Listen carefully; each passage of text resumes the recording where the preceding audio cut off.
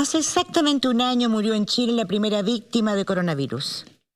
Nadie imaginó que ese día entrábamos a un túnel oscuro que ya dura un año y del cual no hay voces idóneas que nos digan cuándo y cómo saldremos. Estamos en el peor momento de la pandemia. Esta semana se registraron 40.876 casos nuevos, superando el récord de junio del año pasado. Y allí, en el telón de fondo, el DEIS del Ministerio de Salud nos informa que ya van 29.540 fallecidos por COVID. 22.000 de ellos con PCR positivo. Ya llegamos a 30.000 víctimas. Cada una es un ser querido al que no pudimos acompañar ni despedir. Pero no a todos golpea por igual el virus. Estudios lo prueban. Casi 50% más de muertes que lo normal hubo en Alto Hospicio el año pasado.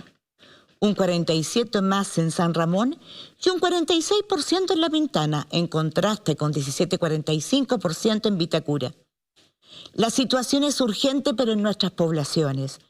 Allí donde el COVID se ensaña y donde el trabajo informal y la cesantía obligan a salir cada día a ganarse la comida. El Ministerio de Desarrollo Social nos informa, entre marzo de 2020 y marzo de 2001, en un año, 1.300.000 familias ingresaron al registro social de hogares. Hoy tenemos, escuche bien, 6,6 millones de familias, 4,4 millones de personas viviendo en la pobreza en Chile. Por eso usted ve más carpas en las calles, por eso hay más campamentos de sin casa y proliferan las ollas comunes. Por eso es imperioso que Ejecutivo, Congresos y empresarios entiendan el drama en que viven más de 14 millones de personas. Hace 2 años hablar de una pensión básica universal digna era ser ignorante, extremista, igual que si pedías retirar fondos de la AFP o subir impuestos. Pues bien, sacaron $34.000 millones en 2 retiros y la estantería de las AFP de las 6 no se vino abajo. Y la pensión básica universal hoy la pide la nueva presidenta de las AFP, Alejandra Cox, quien dice que necesariamente debe financiarse subiendo los impuestos. Sí, el costo de la pandemia no lo pueden seguir pagando los que tienen poco o nada. Es difícil para los que estamos protegidos en nuestras casas, con internet, dimensionar lo que se vive allá afuera. Un estudio del Centro de Estudios de Conflicto y Cohesión Social COES nos arroja ciertas verdades. Solo 20% de nuestra élite económica quiere aumentar el aporte estatal para garantizar sustento para todos. Y solo el 42% reconoce que hay desigualdad. Lo más grave, todas las élites económica, política y cultural le otorgan a los grandes grupos económicos mayor poder que al Ejecutivo. No extraña entonces la impunidad de lo que gozan los delitos cometidos por la élite empresarial. Es solo ver cómo trata la justicia, el financiamiento ilegal de la política, la colusión, el uso de información privilegiada, los conflictos de interés, el silencio que cubre los negocios oscuros de los controladores del negocio de tragamonedas y casinos, como Enjoy. Es una prueba palpable de ese poder. Ellos tienen dinero para hacer coopción. Ellos tienen dinero. El que falta para políticas públicas que aporten la inyección de oxígeno a los que más lo necesitan. Ahora es que se requiere el combate a la corrupción y el periodismo tiene un deber ético.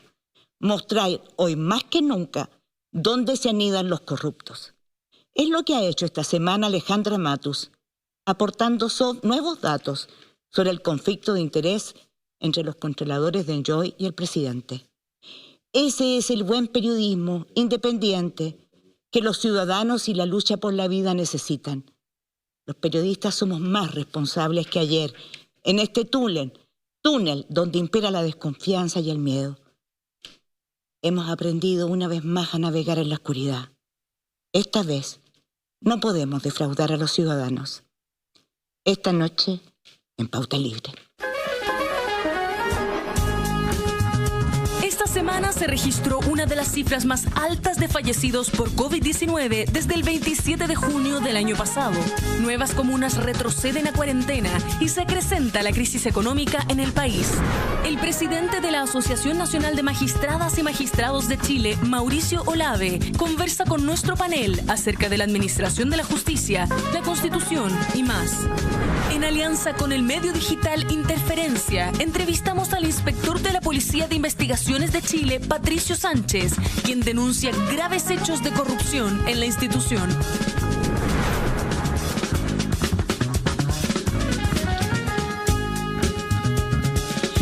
Muy buenas noches, señoras, señores. Esta vez de nuevo estoy yo siendo la conductora porque nuestro José Antonio Neme está de vacaciones. Merecidas vacaciones, y desde aquí le enviamos un fuerte abrazo a todas nosotras.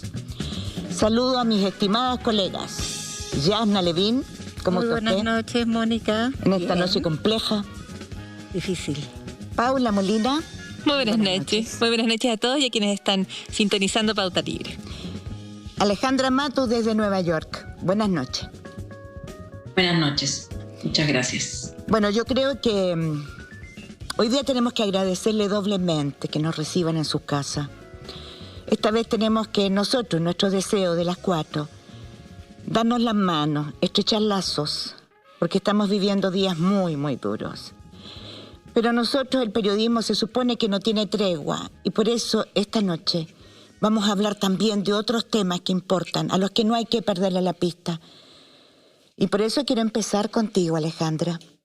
Me gustaría que sí pudieras contarnos en breve, porque hay otros temas que queremos tratar, pero queremos empezar por ese. Alejandra, cuéntanos, ¿cómo resumirías el conflicto de interés que se planteó esta semana entre el presidente y los controladores de Enjoy? Bueno, hay dos maneras de explicarlo. Una manera es a través de las inversiones o de los socios de Enjoy, donde uno puede ver que dos empresas que administran el fideicomiso ciego del presidente tienen comprometido no solo sus propios dineros, sino que los dineros de sus clientes. Uno es BTG Pactual, que administra el fideicomiso ciego del presidente, una parte, $2 millones, y otra parte de más de casi $250 millones de sus hijos y su familia. BTG Pactual Banco, BTG Pactual, lo voy a explicar porque mucha gente se confunde con estos nombres. Yo tampoco sabía que existía este banco hasta reportear este caso. Este banco, BTG Pactual, es un banco brasileño cuyo dueño estuvo involucrado, incluso encarcelado por el tema de corrupción en Brasil, el caso Lava Jato. Ese banco llegó a Chile y tiene filiales, distintas roots, por decirlo de un modo, que hacen distintas cosas, pero todos pertenecen a la casa matriz. La casa matriz es el banco BTG Pactual. Tiene una filial que administra fondos de inversión de clientes privados. Esa filial que administra fondos de inversión es la que administra los fondos que ya dije del presidente y su familia. La parte banco garantizó las boletas de garantía, o buena parte de las boletas de garantía que el casino Enjoy entregó para respaldar sus promesas de inversión en los casinos que se adjudicó en 2018. Si no cumple esos compromisos, esas boletas tienen que ser cobradas, como cualquier garantía. Lo que ha pasado con esa parte de la historia es que primero la Superintendencia de Casinos le ha dado enormes facilidades para que se posterguen los plazos, argumentando la pandemia, la revuelta de octubre, y finalmente llega esto hasta el 29 de enero de este año, cuando ya la superintendencia se le acabaron los argumentos, y el 29 de enero el presidente de la República dicta un decreto, el decreto 77, que autoriza a los casinos, a las empresas concesionarias que se adjudicaron casinos el 2018, es decir, fundamentalmente Enjoy y un casino en Iquique de Dreams, a solicitar una prórroga, una nueva prórroga para cumplir sus compromisos. Esto evitó la quiebra de Enjoy, porque Enjoy tenía que esas boletas de las que le estoy hablando vencían el 30 de enero. Y tan apurado se dictó el decreto que se autorizó esta prórroga incluso antes que el decreto saliera de Contraloría. Salió de Contraloría recién el 11 de febrero. Por lo tanto, se ejecutó ese decreto antes de que fuera legal. Esa es una parte de la historia. Otra parte de la historia es otra empresa que también administra un fondo mayor todavía del fideicomiso que se llama Moneda Asset. Moneda Asset también garantiza, es decir, es el aval de Enjoy en el 50% de su deuda en dólares. Si se ejecutaban estas garantías, es decir, Enjoy perdía las licencias para gestionar el casino, entonces Moneda Asset iba a tener que responder por esas deudas y por lo tanto afectar con este temblor a los intereses de sus clientes, entre ellos el presidente. Además, en el directorio de Enjoy participan personas que representan, cada una de esas personas representan a parte de los inversionistas. Perdón, Alejandra, sí. Porque efectivamente sí. Enjoy ya no son los controladores totales, la familia Martínez que históricamente tuvo la propiedad de esos casinos y que ha contado con numerosos padrinos políticos desde la década de los 80. Exacto. En medio de todo, desde que Enjoy asumió estas concesiones, Enjoy ha tenido problemas para cumplir sus compromisos porque ya venía con muchos problemas financieros y estos problemas son anteriores, muy anteriores a la pandemia y al 18 de octubre. Pero la pandemia cayó como anillo al dedo, entonces se le permitió postergar una primera vez los plazos y en medio de ese primer plazo, Enjoy invitó a nuevos accionistas a respaldarlos con dinero. Entre esos accionistas, una empresa buitre de administración de fondos buitre, Advent, que se puso con un monto significativo. Y otras empresas que aumentaron su participación, como la empresa Penta, que es el amigo del presidente Carlos Delano, Euroamérica y otros. En esta nueva reorganización, la familia de Antonio Martínez, que es la histórica dueña, perdió, digamos, liderazgo y todos los demás, todos estos acreedores que en el fondo se hacen propietarios porque Enjoy les debe plata, constituyen un directorio. En ese directorio asume un lugar preponderante otro amigo del presidente que se llama Ignacio Guerrero Gutiérrez, amigo y compañero de trabajo desde los tiempos en que el presidente trabajaba en Citicorp y uno de los personeros más cercanos al presidente. Él asume como miembro del directorio y además es parte de una cosa que se llama el comité del directorio. Son 3 directores que en teoría supervigilan el funcionamiento del casino y de las inversiones que se hacen. Todo esto en cualquier régimen democrático constituye conflicto de interés. Los intereses del presidente están obviamente comprometidos con la suerte de Enjoy. Y este decreto 77, a la luz de estos antecedentes, demuestran, o más bien, por lo menos dejan la pregunta de si el presidente dictó este decreto presionado por su propio interés, por el interés de personas muy cercanas a él, o si efectivamente estaba tratando de ayudar a una empresa en medio de la pandemia. Lo que puedo decir es que hay muchas otras empresas que han sufrido problemas por la pandemia severos, como los hoteleros y trabajadores del turismo de San Pedro de Atacama, que han escrito cartas al presidente de la República, que han intentado hacer 1000 cosas para que se les preste alguna ayuda, para que no se les ejecuten los créditos y garantías que deben tener y no lo han logrado. Entonces también es un trato discriminatorio. Muchas gracias, Alejandra. Se aquí están empezando a cobrar los FOGAPE, las cuotas del FOGAPE. Exacto. Y aquí hay una comisión investigadora de la Cámara que, como siempre, hace un trabajo. Yo creo que es una de las cosas más impresionantes de nuestro país. La Cámara hace investigaciones y nunca pasa nada. Entonces yo diría, agregaría dos cosas en esto para poder seguir, y es que hay información también en El Ciudadano, investigación hecha por Carlos Tromben, y hay una investigación sobre los casinos y tragamonedas porque aquí se compromete la autoridad, que es la superintendencia, que hizo Alberto Arellano en su momento. Este aporte nuevo de Alejandra ha sido decisivo. Y esperamos que la investigación se active y que pase algo, ¿no es cierto? Yo, solo una pregunta, pero para mayor claridad para todos y todas.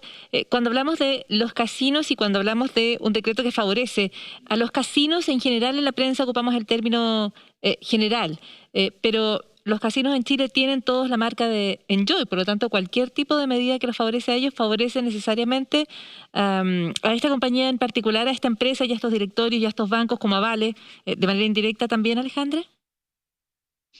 Claro, en Chile la llamada industria de casinos ha tenido varias reformas. Inicialmente Chile era un país reacio a instalar casinos por toda la mala fama que tienen, digamos. Pero a partir de 2015 se hace una reforma que permite aumentar el número de casinos que ya existían municipales. Y es esa ley la que ahora se usa para licitar los nuevos casinos que se puedan instalar o casinos que estaban bajo la legislación antigua y que ahora se deben sumar a esta legislación nueva. En marco de esa licitación en 2015 es que Enjoy aumenta su participación. Enjoy controla el 40% aproximadamente de los casinos, el otro 40% lo controla Dreams. Es un oligopolio, como muchas industrias en Chile, y hay, digamos, un porcentaje menor que se reparten entre otras empresas. Pero la posición dominante en los casinos en Chile la tiene Enjoy. Y por supuesto que su destino, Enjoy vale, digamos, en el mercado mientras que tenga las licencias. Si Enjoy pierde las licencias, no es más que no hay nada. Un par de edificios y nada que valga. Entonces, todos los que tienen comprometidos sus inversiones en esta empresa pierden. Bueno, yo creo que este lunar oscuro de conflictos de interés al más alto nivel nos muestra, porque tiene muchas ramificaciones esto. Yo aconsejaría leer incluso el informe de la Comisión Investigadora de la Cámara, que es bien interesante. Creo que ilustra el rol del buen periodismo, independiente, incisivo, que es indispensable. Tan indispensable como en un tema que nos golpeó esta semana, pero que a muchos no les importa. Es como el silencio sobre Enjoy, pero el silencio sobre el Sename viene por años arrastrándose. Y la verdad es que uno no entiende, Paula, ¿cómo es posible que se mueran miles de niños en el Sename y no sepamos todavía por qué? Que se pierdan dineros en tráfico de platas políticas que iban destinadas a mejorar la vida de los niños más vulnerables y no pase nada. Y ahora nos quedamos estremecidos con un informe que es terrible. Así es. Yo creo que en un país que está siempre conversando respecto a las formas y el fondo, a las palabras y a los hechos, y que realiza toda una serie de comentarios y discusiones en torno a las palabras poco felices que ocupa la presidenta del Colegio Médico, Isquia Siches, para referirse a el compromiso que ella toma de reunirse independiente de las críticas o independiente de la distancia que tenga con el gobierno cuando ella lo considera necesario. Hacemos una gran conversación respecto a palabras o a formas, pero nos miramos muy poco el fondo. Y a mí me llama la atención, o me habría gustado el mismo nivel de preocupación por lo que dijo la presidenta del Colegio Médico, para quienes consideran que aquello es escandaloso. Yo creo que en términos del fondo, en lo que dice la presidenta del Colegio Médico, hay cuestiones muy importantes y muchísimo más ofensivas para todo el país, no porque lo diga ella, sino porque son hechos como que vaya a morir una cantidad de 30.000 personas a raíz de la pandemia. A mí eso me parece que es ofensivo desastre, para ¿no? todos, ¿no? Una Eso a mí me catástrofe. duele, eso a mí me ofende. Saber que están todas esas familias, todas esas vidas que se van a perder por una pandemia que inicialmente no se contiene con decisión, sino apuntando a que eventualmente el virus mute a ser bueno, ¿no es cierto? O planteando holguras que no existían, como por ejemplo para salir a tomar café cuando lo que se requería era una cuarentena temprana, rápida, corta, como sabemos se recomienda. Pero ya estamos pasada esa Y no línea. es que podrían pasar, pasaron. Las 30.000 personas ya murieron. De acuerdo, claro.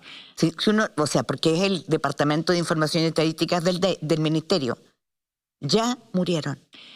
En esa línea también me llama la atención, Mónica, Yasna, Alejandra, quienes nos ven, que haya tenido tan poco impacto o estemos escribiendo tan pocas columnas o comentando tan poco el informe del Sename Ser Niña en una residencia de protección, que es un informe que elabora el Hogar de Cristo, donde apunta que el 90% de niñas que entran a una residencia entra por abuso sexual. El 90%, además de negligencia, además de abandono, además de otras situaciones, el 90% entra por abuso sexual. Y no solo eso, sino que esas niñas están en esta interseccionalidad de vulnerabilidades, porque hablamos de la pobreza, hablamos, por ejemplo, de los pobres, pero no miramos cómo el ser mujer hace que estas situaciones no solo sean muchísimo más abusivas, que tengan además otros factores que generan vulnerabilidad, sino que además se extienden entre abuelas, madres y niñas. Y luego, y muchas veces también desde los medios, la culpa se lanza a esas madres que no logran cuidar a esas niñas, a esas abuelas que no pueden cuidar a esas niñas, cuando ellas no han tenido ningún tipo de opción de ser cuidadas, ningún tipo de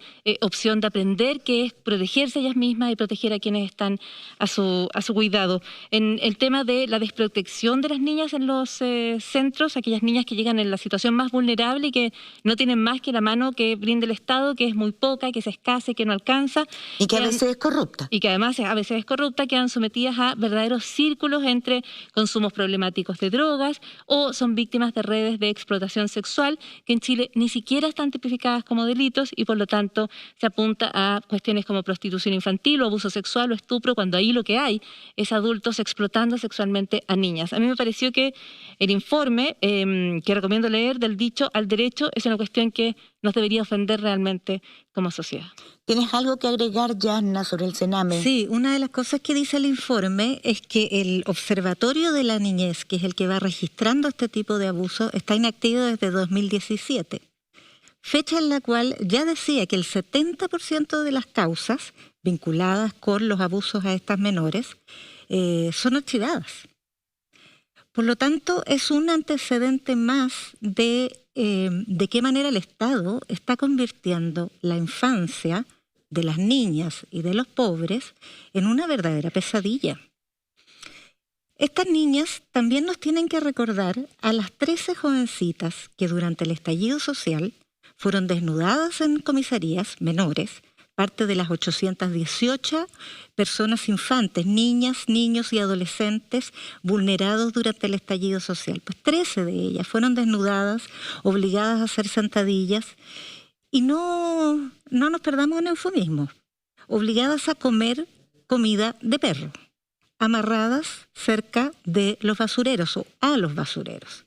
Esas son las cuestiones que están impunes. Sí, tú sabes que yo me acordé de todo el escándalo mediático que hubo con la niña Ámbar, asesinada y violada por su padrastro, Hugo Bustamante.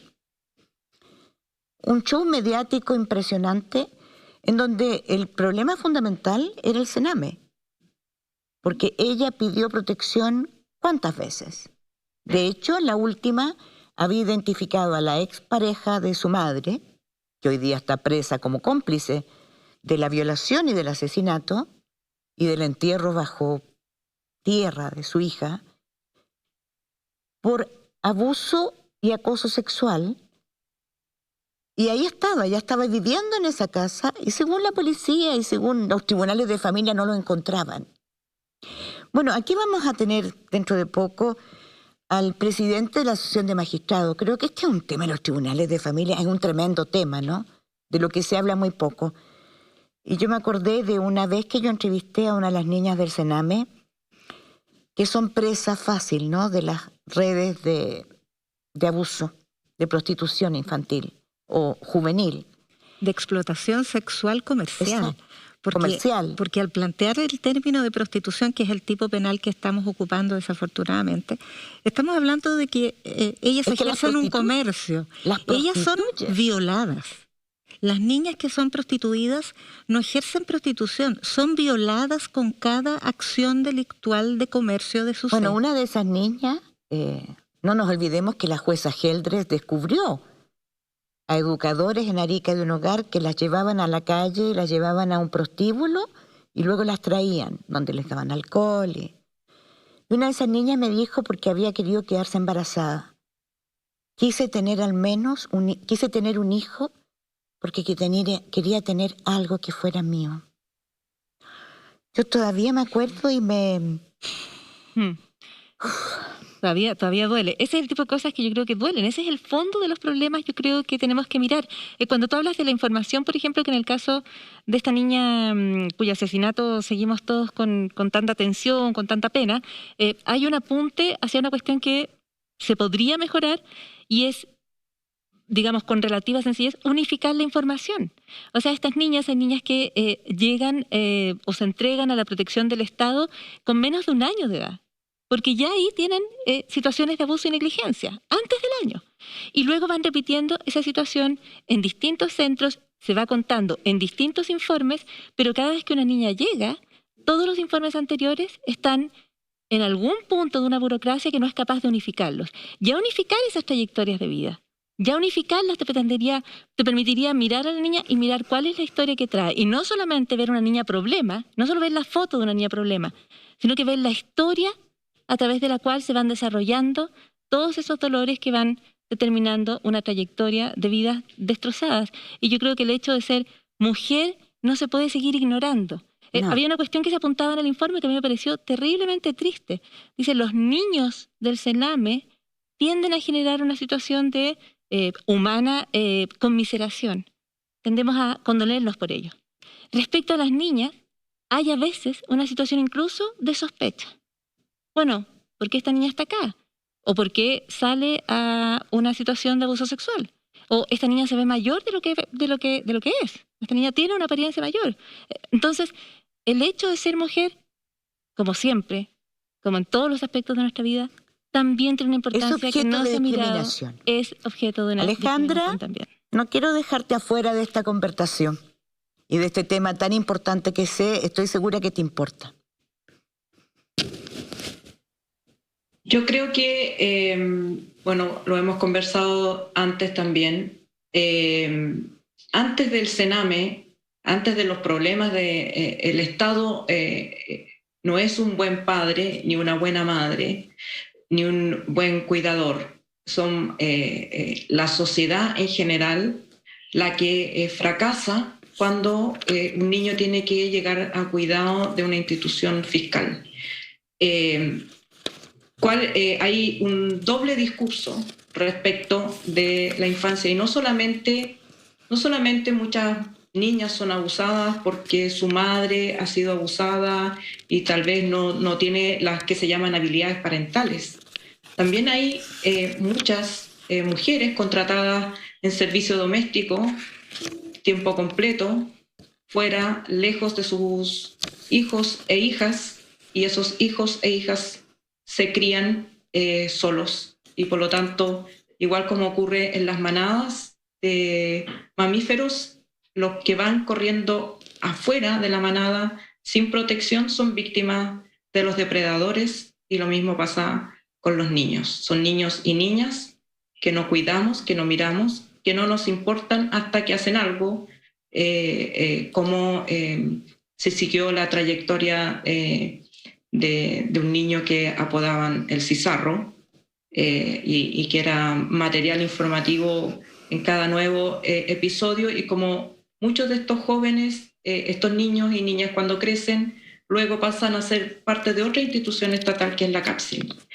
Yo creo que cuando dejemos la hipocresía que nos gobierna y pongamos atención a las formas en que estamos organizados, desde la organización doméstica hasta la organización colectiva, fiscal, recién vamos a poder dar una respuesta adecuada a estos problemas. Quisiera decirle algo que yo podría seguir eternamente, pero tenemos que abarcar otros temas, porque quienes nos están viendo necesitan saber qué es lo que está pasando en este país.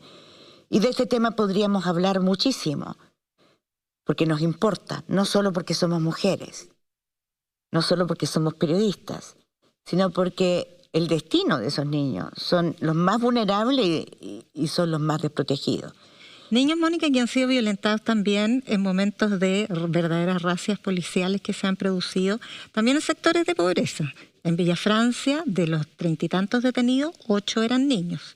Ayer, en la Feria de Bajos, en la Feria de Bajos de Mena, una bebé fue gaseada con ese gas pimienta que a vista y paciencia de toda la comunidad. Diana, pero yo quiero hablar contigo de otro tema, antes que se nos escape el tiempo. Me disculpa. Nosotros necesitamos urgentemente dinero para poder ir con esa inyección de oxígeno a estas 14 millones y medio de personas que están viviendo en la línea de pobreza. Y que van a ser más, porque no vemos que podamos abrir el comercio, el restaurante, porque estamos en el pic y este virus mata, es criminal, asesina y también lo es la indolencia. Esta semana pasaron cosas importantes con una fuente de ingresos segura que nosotros deberíamos tener para el royalty minero. El royalty minero se va a votar en la sala de la Cámara de Diputados martes o miércoles, dependiendo cuánta gente tome la palabra. Porque hay otras cosas que votar esta semana próxima, ¿no? Y el martes, el jueves de la semana pasada fue rechazado por la sala en la Comisión de Hacienda. Con el voto en contra, por supuesto el voto a favor de toda la oposición, que siempre ha buscado bregar por la instalación de este royalty, que no es un impuesto. Es una compensación por un recurso de los chilenos y las chilenas que se extrae de nuestra tierra y que no va a volver. Para poder ordenar en la información a quienes nos están viendo hoy día de sus casas. ¿Este royalty que se votaba era qué? Este royalty es la compensación que deben pagar las mineras, que se paga en todos los países del mundo. Chile es la única excepción. Y hemos intentado que se establezca 3 o 4 veces ya. Esta historia es bueno conocerla. Consiste en una compensación de las empresas mineras privadas, que no tiene que ver, sí, Codelco compensa bastante, que no tiene que ver con el impuesto específico que ya se le impuso, con el impuesto que paga cualquier empresa que fabrica salchichas por la ganancia que obtiene por ello. Porque aquí, además de la ganancia por una faena, lo que hay es la extracción de un recurso no renovable, un recurso que nuestros nietos van a tener menos y que nuestros bisnietos y tataranietos probablemente ya no tengan. Esa extracción, cualquier país merece una compensación por las pingües ganancias que además obtienen empresas mineras, cuyas rentabilidades son, para que nos hagamos una idea, el doble de la rentabilidad que tienen los bancos en tiempos normales. Hoy día el precio del cobre está pasando por su momento mayor en la última década, $4,1 la libra. En 10 años no habíamos alcanzado ese precio. ¿Leíste una columna que salió de un señor Ramón López en la tercera? En la tercera, sí. En que calcula que nosotros perdemos hoy, en estos años, por rentabilidad de la minería, de lo que debiera pagar la minería privada, $8.000 millones. ¿Eso? No, sí, la danza de millones. Pero y de lo que hemos perdido. Decían que es más. Entonces, lo que yo te quiero preguntar, ¿cómo justifica el que se opone a este royalty? Bueno, porque si tengo entendido la constitución la reforma que hizo Salvador Allende para nacionalizar el cobre, dejó establecido que el Estado tiene el dominio absoluto, exclusivo, inalienable e imprescriptible de todas las minas. Así quedó establecido en la Constitución, en la reforma constitucional que se hizo el 71 para nacionalizar el cobre, y que la reforma que se hizo en dictadura, sin ninguna de las condiciones y requisitos democráticos, la mantuvo. ¿Cómo se explica esto? La mantuvo en la ley orgánica, en la ley de concesiones mineras, además, que es lo que hace de la posibilidad de establecer un royalty, la necesidad de cumplir estos quórums supramayoritarios que han amarrado todas las transformaciones durante las últimas décadas.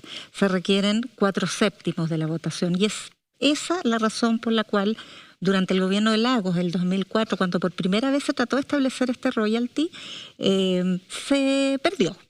Y entonces el 2005 se envía un nuevo proyecto de ley, pero que es para establecer un impuesto específico, como paga el diésel, el cigarro, que no repara la extracción de un recurso. Y esa fue la legislación que logramos, porque los 4/7 no se tenían en el gobierno. O sea, tú me estás diciendo que la derecha ha votado siempre en contra del royalty. Absolutamente. ¿Y cuál es el argumento? El mismo de la gran minería. Es que vamos a ser menos competitivos, es que los inversionistas extranjeros se van a ir. No sé a dónde se van a ir si el cobre está acá, no hay en otra parte, hay en Perú, donde hay royalty. Que pagan más impuestos que en cualquier otra parte del mundo. Absolutamente falso por cualquier consultora que tú... por supuesto no chilenas, ni dependientes del Consejo de Minero, que tú consultes te van a decir de qué envergadura son las ganancias de esta industria. Quería contarles que el jueves esto se votó en la Comisión de Hacienda y se perdió, el proyecto ya fue aprobado en la Comisión de Minería, por el voto de rechazo de todo el oficialismo, más el diputado José Miguel Ortiz y la ausencia del diputado Lorenzini. Ambos parlamentarios opositores, demócratas cristianos.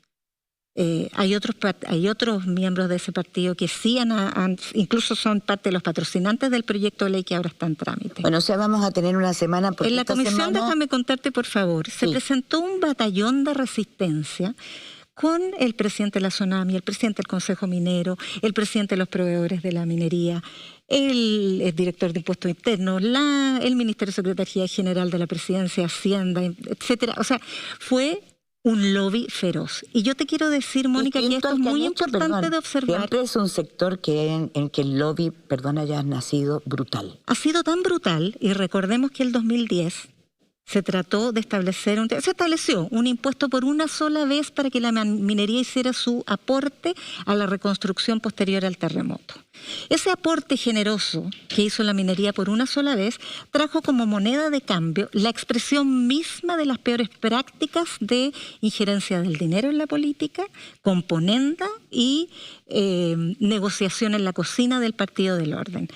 En aquella oportunidad, Soquimich le escribió de puño y letra de Ponce Lerú con CIPER, investigación de CIPER, donde está exactamente, lo quiero decir porque es una investigación de Francisca Skogdish impactante. Bueno, hasta aquí vamos a llegar. Ustedes nos han visto con el royalty minero, nos han visto que estamos hoy día producto de la cantidad de casos que hay de COVID, y para poder estrechar y profundizar los cuidados de nosotros mismos, quiero decir que quienes están todos con mascarilla, que está ventilado, que estamos a una distancia correcta, pero igual hemos decidido profundizar los cuidados. Esta semana que viene entonces va a ser muy noticiosa. Vamos a tener la votación del tercer retiro de AFP, vamos a tener la votación del royalty, y va a haber una actividad política que tiene que ver con cosas decisivas para la vida cotidiana. Váyanse un ratito, nosotros nos vamos a ir un ratito a un mensaje, pero ustedes, por favor, quédense con nosotros, porque si bien estamos algo incómodas, yo al menos, tenemos cosas muy importantes que decirles, como por ejemplo que va a estar con nosotros el presidente de los jueces y juezas de este país, un sector que tiene mucho que decir.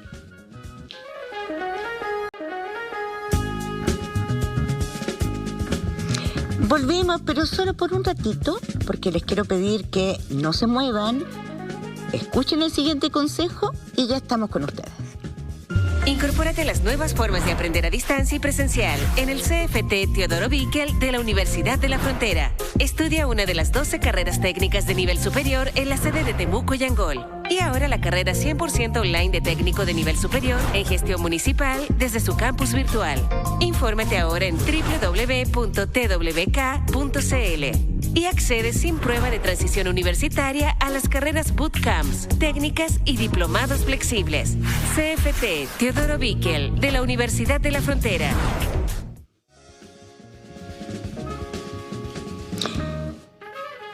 Muy bien, estamos con Mauricio Lave. Usted es el presidente de la Asociación de Magistradas y Magistrados del país, ¿no? Así es. Lleva 19 años en el Poder Judicial, 15 de ellos como titular del 4º juzgado oral en lo penal. Acá en Santiago, sí. Y a mí me gustaría seguir con un tema en esta primera pregunta, en esta primera aproximación, con algo que a mí y yo creo que a todas nosotras, ¿no? Nos pesa. ¿Cuál es la responsabilidad de los tribunales de familia y de ustedes, del Poder Judicial, en lo que está pasando en el Sename? Aquí todos se lavan las manos y el Tribunal de Familia son los garantes, ¿no? Tienen una tremenda responsabilidad. Bueno, lo primero, buenas noches a todos. Agradecerle en nombre de los jueces la invitación que nos han hecho. Nosotros tenemos una comisión de infancia y familia hace mucho tiempo que ha venido trabajando y haciendo el diagnóstico de cuál es la situación de la infancia en Chile. No lo hemos visto.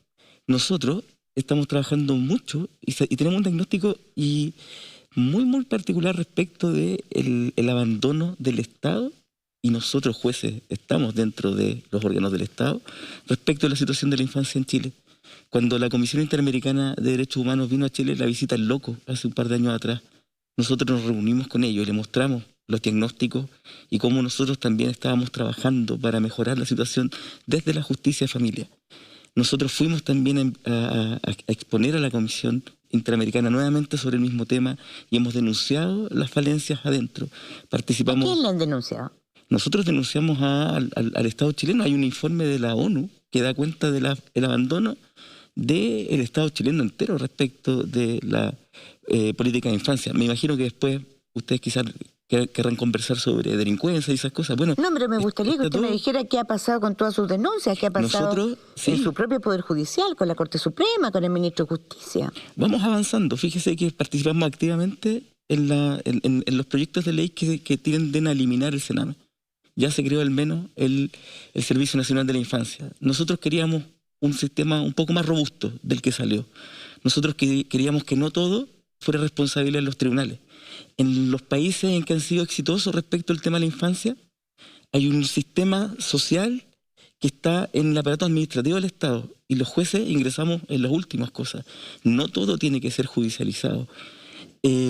Nosotros estamos a la espera. Nos hubiera gustado que de hecho saliera primero que el proyecto que salió aprobado, que es el Servicio Nacional de la Infancia y que se está recién materializando, que hubiera salido primero la ley de garantías explícitas respecto a la infancia, que le debiera asegurar un mínimo a los niños y niñas de Chile. Eso todavía está en el Congreso y esperamos que salga rápido. También hemos participado de eso. Hemos hecho una autocrítica al interior del Poder Judicial, en especial de cómo nosotros a veces duplicamos los actos administrativos, no comunicamos la situación respecto de los niños. Hemos hecho mesas, hemos participado junto con la Corte Suprema para mejorar aquello. Estamos dispuestos, no creemos que nosotros no seamos parte del problema, pero sabemos también que desde nuestra asociación al menos existe la conciencia de que hay mucho que mejorar y no nos estamos mirando el ombligo al menos. Paula. Hacerle un par de preguntas, pero me gustaría partir con algo que mencionábamos, que era la ausencia de una figura como la explotación sexual comercial que sufren muchas niñas, de las cuales son víctimas muchas niñas que están en este sistema que debería protegerlas, ¿no? Y que la práctica no las protege. Y que en vez de aquello se ocupan otras figuras. En su opinión, ¿es necesario la tipificación de ese delito? Chile modificó sus normas respecto de la explotación en materia penal 2002-2003 y ya ha pasado mucha agua sobre el puente. Yo creo que tenemos información suficiente como para mejorar las técnicas de investigación, como para aumentar las penas y como para la creación de nuevos delitos. Eso hay que investigar, eso hay que prepararlo en el Congreso y nosotros podemos ir a dar la discusión allá, digamos. O sea, hay que conversar mucho con los fiscales, que son los que están en el día a día investigando, con los jueces de garantía, que son los que están a cargo de dar las medidas intrusivas respecto a estos temas, a ver si nuestras medidas que se crearon, como le digo, al año 2003, a propósito del caso Expinia, etcétera, ya están cortas con una nueva criminalidad. Usted sabe, hoy día los métodos del ciberespacio, etcétera, Es distinto. Llevamos 20 años en los cuales bien podríamos volver a mirar. Yo creo que es necesario mirarlo. Estas situaciones que afectan a niñas en el tema que hablábamos particularmente. Quería preguntarle también, Mauricio Late, como presidente de los magistrados y magistradas, cuando hablamos de la pandemia y cuando estamos en medio de una situación nuevamente de descontrol, hablamos de los efectos que esto tiene en distintos ámbitos de nuestra vida, desde el aspecto psicológico, el económico, el social. ¿Qué pasa en la Administración de Justicia cuando se renuevan las medidas de excepción, cuando se extienden las cuarentenas, cuando se prolongan los confinamientos, cuando millones de personas no pueden salir de su casa? ¿Qué pasa con la Administración de Justicia? Usted me está preguntando respecto de cómo nos hemos organizado para seguir poniendo el servicio, manteniéndolo. Y también respecto a qué cuestiones se hacen difíciles o imposibles de organizar, o cómo se ve afectado el trabajo de la justicia cuando hay una pandemia. Nosotros tenemos cuantificado más o menos cuál es la cantidad de trabajo que no hemos podido hacer, la cantidad de audiencias que no hemos podido tomar. Es muchísimo el retraso. Yo publiqué hace poco en El Mostrador un reportaje sobre eso, un artículo. Tenemos calculado que es más o menos 1 año y medio de trabajo que no se ha podido hacer. Hay 10.000 juicios orales que no se pudieron hacer, con el impacto que significa en mantener imputados con cautelares o privados de libertad por no poder hacer los juicios. La cantidad de juicios de familia que no se han podido hacer son enormes, la cantidad de juicios del trabajo, etcétera. Porque hay cosas que no podemos hacer si no es con presencialidad, porque hay que resguardar normas básicas de debido proceso. Hemos hecho lo que hemos podido. El sistema judicial rápidamente reaccionó y transformó al 70% de su personal, funcionarios, jueces, en teletrabajadores para poder dar cobertura. Pero aún así hay un conjunto de audiencias que no hemos podido tomar porque los jueces tenemos que cautelar el debido proceso, y lo que estamos pidiendo es que una vez que termine la pandemia, sentarnos a conversar con otros actores, con el Ministerio de Justicia, con el Ministerio de Hacienda, con la Defensoría Penal Pública, con la Fiscalía, con la Corporación de Asistencia Judicial, que provee de muchos abogados en materia civil, en materia laboral, para ver cómo en conjunto tomamos el retraso, que es más o menos de 1 año y medio, como le digo, y hacemos efectiva el derecho a tener que tienen las personas de tener justicia efectiva. Alejandra, ¿Es una afectación real? O sea, estas son personas que están con cautelares que podrían... y en las cuales no hay justicia. Y yo creo, y quería preguntárselo porque me parece que es un aspecto que no siempre se ve cuando hablamos de una pandemia que se descontrola, los enormes efectos que eso tiene. Usted está hablando de personas que, por ejemplo... 1 año y medio de atrás. Estamos hablando de personas, estamos revisando siempre, yo soy juez penal, estamos revisando siempre y estamos buscando la posibilidad de, en los casos más complejos, tomar los juicios vía semipresencial. Abrimos los tribunales para que aquellos que no tengan acceso a internet puedan ir, hacemos audiencias por Zoom, resguardamos que la prueba, lo más complejo es cómo rendir la prueba vía Zoom, porque efectivamente ahí se pueden afectar garantías de debido proceso. Lo estamos haciendo con el objeto de las audiencias más importantes tomarlas. Eso tiene un rendimiento límite. Y lo que tenemos que hacer es buscar jueces transitorios, fiscales transitorios, defensores transitorios, porque no vamos a tener capacidad de absorber todo cuando el año y medio de atrás. El año y medio de atrás. Ahora sí, no puedo dejar de pasar y darle tranquilidad a la ciudadanía. En Latinoamérica, el sistema judicial chileno fue el que mejor funcionó. Nosotros fuimos a dar cuenta, la Comisión Interamericana nos pidió el año pasado, en noviembre, que le diéramos cuenta cómo habían funcionado los Pero yo diría que... en términos de números, no estoy hablando de la calidad. No, pero para que no quede la sensación de que... No, se lo digo porque, se lo cuento creo que la ciudadanía está un poquitito hay poderes judiciales que ni siquiera... cansada de que nos digan que somos los mejores en varias cosas. Hay poderes judiciales en Latinoamérica que no pudieron abrir porque no tenían la tecnología suficiente. Alejandra Matus, por favor.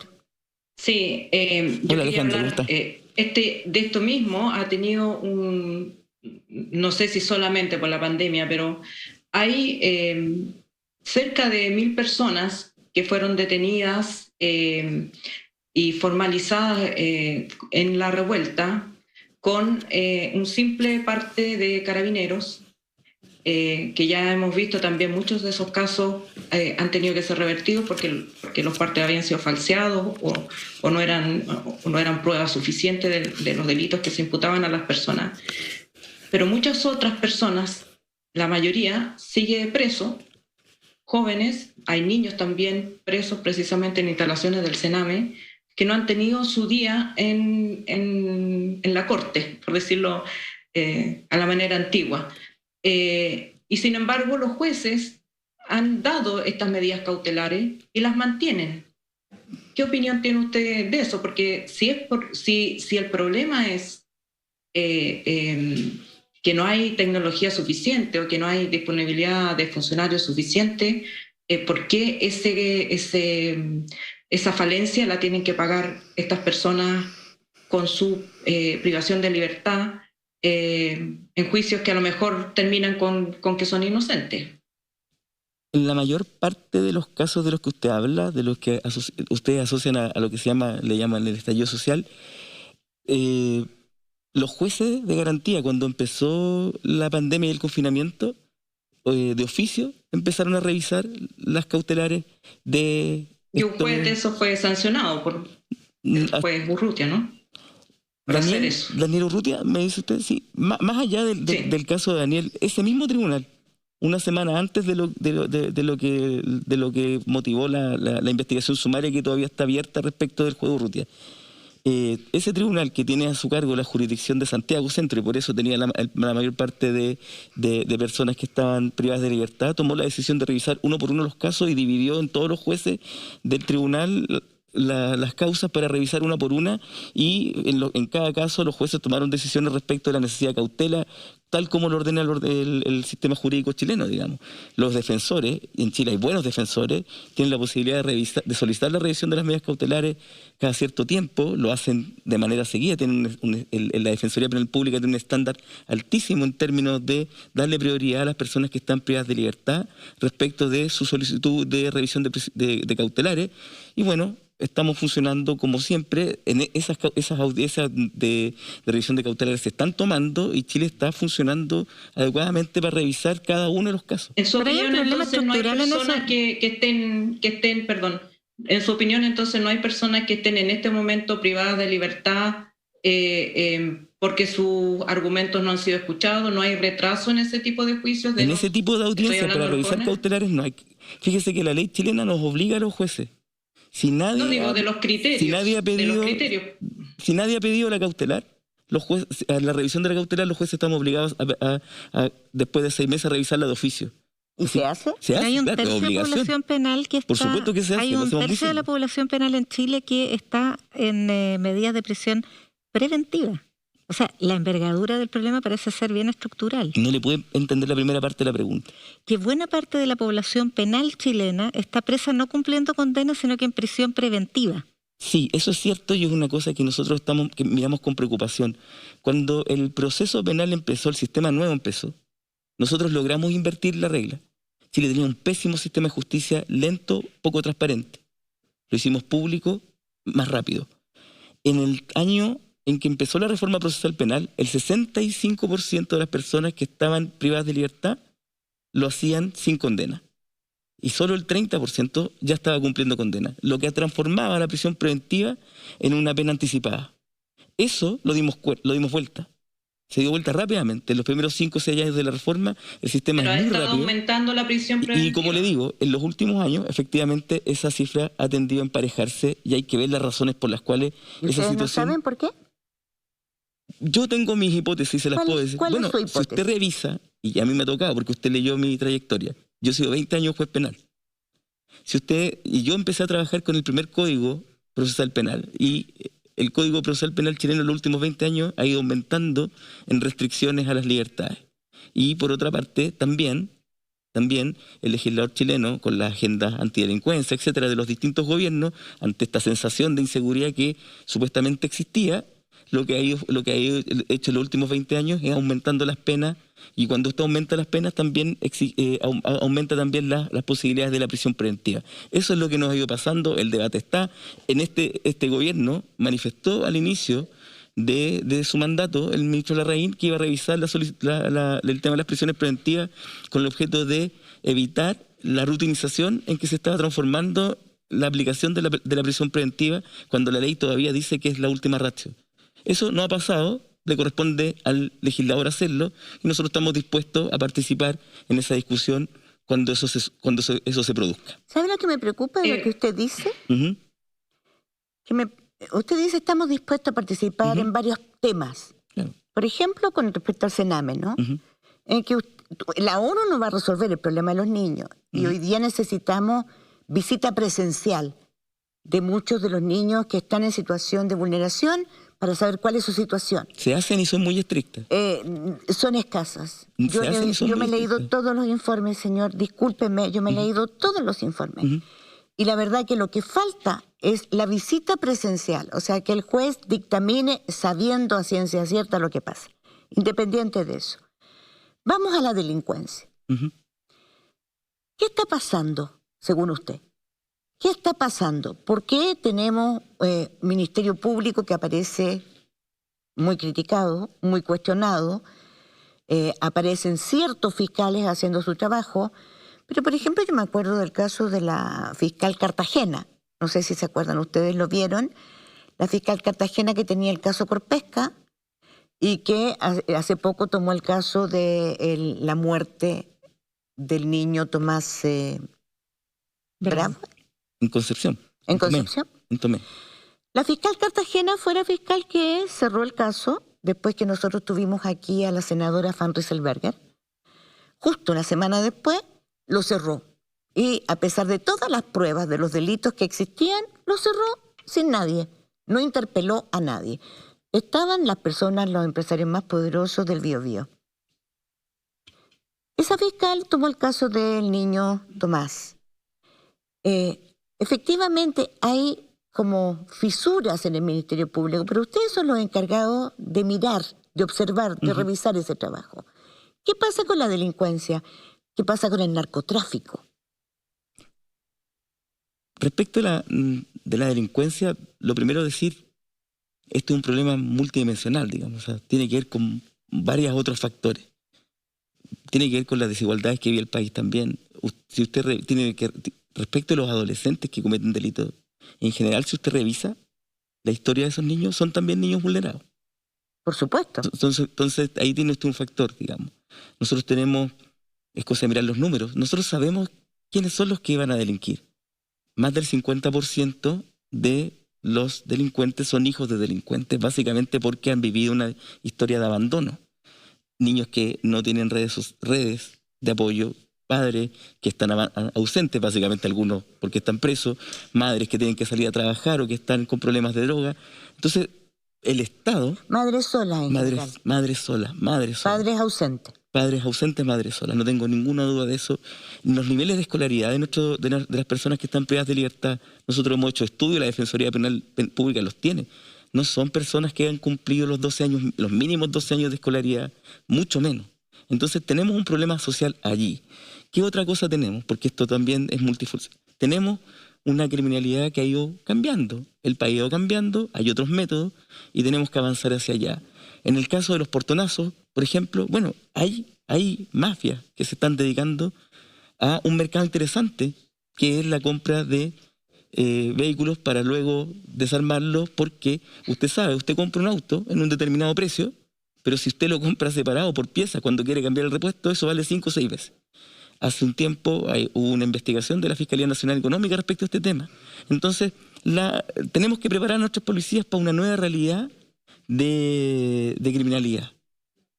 Antes robar las armas son distintas, los homicidios con armas de fuego han aumentado. Exacto. Entonces, ¿por qué no encontramos a las mafias que controlan el tráfico de vehículos, el tráfico de armas? Ahí hay una tercera pauta. Usted me dice, ¿por qué nosotros nos manifestamos dispuestos a conversar en el Congreso? Bueno, precisamente porque no somos legisladores. Como no somos legisladores, tenemos que esperar el impulso del legislador, y cuando el legislador presenta una ley, nos invita, nosotros vamos. Y aportamos desde lo técnico todo lo que sabemos, todo lo que puede funcionar, todo lo que no podría funcionar. Pero nosotros no, porque somos jueces. Los jueces estamos para resolver los casos concretos. Entonces, hay ciertas cosas. Por eso le preguntaba, desde su posición de juez y presidente de la asociación, si los jueces tienen una visión de qué es lo que nos está fallando. Porque hay un sistema en que ustedes podrían dar alertas. O sea, si esperamos que el Congreso se active... Bueno, nosotros vamos diciendo, o sea, ¿qué hace un juez oral como yo cuando recibe un caso como ese? Bueno, revisa las pruebas. El sistema tiene en los tribunales orales el último sistema de control para asegurarse que la persona que va a terminar presa haya pasado por todos los estándares y hayan convencido por lo menos a un juez, a un fiscal y a tres jueces de que esa persona, de las pruebas son suficientes para meterlo preso, porque hay presunción de inocencia y por lo gravoso que significa meter personas inocentes a la cárcel. Mauricio quiere llevarlo... Entonces nosotros cuando absolvemos, ¿qué le estamos diciendo al fiscal? Y lo ponemos en otro fallo. La investigación no ha sido acuciosa, faltan estas pruebas, no se ha logrado la convicción, etc. Hay que trabajar con las policías, hay que mirar la nueva criminalidad, hay que ajustar las normas, pero porque hay cosas que ya hicimos, como yo le comentaba. Se fue reduciendo, a mi gusto, algunas cosas, a mí no me gustan, pero las tengo que aplicar, ciertas restricciones a los imputados respecto del proceso. Se han aumentado excesivamente en mi criterio las penas. Las penas no son bajas en Chile. Las penas no son bajas. Y no hay países en el mundo que muestren que el aumento de las penas tenga algún efecto en la reducción de la delincuencia. Está estudiado por la criminología. El populismo penal no ha resultado en ninguna El aumento de las penas nunca básicamente jamás. Por dos cosas. Primero, porque el delincuente lo ve como un costo a pagar. Y segundo, hay una investigación muy interesante que realizaron criminólogos de la Universidad de Chile, de mi facultad, en los años finales de los 90, principios de los 2000, que fueron a conversar con presos. Y los presos siempre decían, finalmente, uno cree que nunca la van a pillar. Entonces, el aumento de las penas sirve poco, rinde poco. O sea, rinde para la Cámara, para la firma, para hacer sentir a la sociedad. Hay un documento, un texto que escribió Mauricio Duche de Espacio Público ayer, que decía lo mismo. Sirve para dejar tranquila a la gente como estamos haciendo algo, pero en general la solución va por el otro lado. No quiero perder la oportunidad de preguntarle por el proceso constituyente, por un asunto que es... Yo estaba preocupado de que no íbamos a hablar del proceso constituyente. La principal preocupación, que es el control de la constitucionalidad. Hoy día recae en el Tribunal Constitucional, los cuestionamientos, huelga mencionarlos, pero en muchas partes del mundo el control de constitucionalidad recae en la Corte Suprema. Incluso hay una sala específica de la Corte Suprema para ver el control de constitucionalidad. ¿A usted le parece que ese sería el camino o qué es lo que están proponiendo? Mire, la memoria es bien frágil y habría que revisar las razones por las cuales esa facultad que tuvo la Corte Suprema hasta el 2005 se la sustrajimos. Los recursos de inaplicabilidad se refiere usted. Sí, no, pero yo le estoy hablando del control de constitucionalidad en general. Hoy día el control es a ver, yo no sé si... Primero, esta opinión personal. El gremio no tiene opinión sobre el Tribunal Constitucional. Yo no creo que el problema, que el principal cuestionamiento del Tribunal Constitucional esté allí. Yo creo que el cuestionamiento que ha tenido en los últimos años tiene que ver con la utilización del control preventivo. Esto que hace que el Pero además hay un problema con el mérito y con las capacidades y las competencias de los miembros del Tribunal Constitucional. Ese es otro y eso es lo que reclama siempre la judicatura, que es que las capacidades, la experiencia, la expertise, la tienen los miembros de la Corte Suprema, que de hecho la perdieron justamente en la reforma del 2005, cuando también perdieron los recursos de inaplicabilidad. Hay distintos modelos. Yo no sé si compartir el análisis suyo respecto a ese tema, digamos. O sea, hay países que tienen buenos tribunales constitucionales, bien hechos, con buen nivel de personas adentro. Chile optó por un camino, y aquí habrá que revisar algunas otras cosas, digamos. Si tiene sentido que la Corte Suprema nombre 3 miembros. Perdón, lo que está en el fondo del cuestionamiento, ¿no? Es la politización paulatina que han ido teniendo los nombramientos tanto en la Corte Suprema como en el Tribunal Constitucional. Yo le diría que la discusión es completa, es cómo miramos y cómo reformamos radicalmente. La politización en el sentido de hacer un cuoteo que a todas luces hacia allá voy. Funciona así. Hacia allá voy. Hoy día, desde el juez de pueblo más pequeño hasta el presidente de la Corte Suprema, son nombrados por este sistema que parte por ser elegido dentro del sistema judicial y luego hay que cruzar a la vereda del frente para que el gobierno turno te nombre. Eso hay que modificarlo sustancialmente. ¿Cómo? A ver, Chile es un caso único, porque se quedó atrás. La Constitución chilena le entrega a la Corte Suprema todas las facultades de gobierno judicial, que son nombramiento, sistema de responsabilidad de los jueces capacitación de los jueces y administración, se le entrega a la Corte Suprema. No hay ninguna otra constitución en el mundo que le entregue tal cantidad de poderes a la Corte Suprema. Eso se modificó en el mundo entero después de la posguerra en el siglo pasado. Cuando los países se dieron cuenta que el sistema judicial no fue capaz de contener las atrocidades producidas en las guerras, se vino la reflexión de cómo hacemos para asegurar jueces independientes que sean garantes de derechos fundamentales. En el mundo hay 95 consejos de la judicatura, consejos nacionales de la magistratura, llámelo como quiera, están allí, que son órganos autónomos de rango constitucional que sustraen todas estas labores, nombramiento, todo esto que le he dicho, que se llama gobierno judicial, y se entregan a estos órganos. En Europa empezaron a permear. Inglaterra, Estados Unidos tienen un sistema distinto que también le asegura independencia a los jueces y le dice, usted juez se dedica a lo que sabe, que es resolver conflictos entre personas y ser garante de la institucionalidad, y nosotros buscamos la forma de administrar para que usted haga su trabajo tranquilo. Eso fue cuajando en el mundo desde los 50 en adelante. A Latinoamérica llegó en los años 60 y se interrumpió. En Chile no llegó porque, bueno, tuvimos 17 años de dictadura, y en el año 90, cuando volvimos a la democracia, nosotros se lo planteamos, esta asociación tiene 52 años de vida, se lo planteamos al presidente Elwin en la convención de Pucón, y él la recibió, y él le hizo presente a la Corte Suprema de la época, hay que avanzar hacia un consejo de la magistratura, y en la transición prefirieron quedarse allí. Eso nos ha pasado, 30 años llevamos en esto, y el proceso constituyente se nos abre como la posibilidad virtuosa, y esto es lo más importante, porque vamos a ser los últimos en modificar nuestro sistema de justicia, de mirar completa la experiencia comparada y ver en qué país ha funcionado bien y cómo ha funcionado. La asociación de magistrados tiene una postura clara. Mauricio, perdón, dame un tiempo, así que quiero hacer o más órganos de rango constitucional que permitan distribuir las funciones, sustraerlas de las cortes, que están distraídas de la función normal, habitual de un juez, que es resolver conflictos, gobernando el Poder Judicial, sustraerlas, ponerlas en órganos distintos y permitir que los jueces sean independientes. Alejandra. Mauricio, también en la Convención Constitucional me imagino que lo importante es escuchar qué es lo que quiere la gente sobre su Poder Judicial. Y hay otros modelos también, elección de jueces, elección de fiscales, en fin. Pero yo te quiero preguntar por una cosa concreta que va a ocurrir el 1 de abril, que entiendo que la magistratura le está pidiendo a los funcionarios que vuelvan en forma presencial. ¿Se va a revisar esa medida en virtud de la pandemia o los trabajadores del Poder Judicial tienen condiciones diferentes o están inmunes al virus? Muy buena pregunta y le agradezco porque ha habido confusión respecto a lo que está pasando. Nosotros fuimos vacunados con preferencia, como personal crítico. Precisamente porque hablábamos de este año y medio de retardo en el trabajo. Nos hemos vacunado y lo que hemos dicho es, vamos a empezar a reabrir paulatinamente. Nosotros con los gremios del Poder Judicial participamos con la Corte Suprema para ver cómo ajustar los protocolos con el objeto de balancear dos cosas. Yo entiendo la preocupación.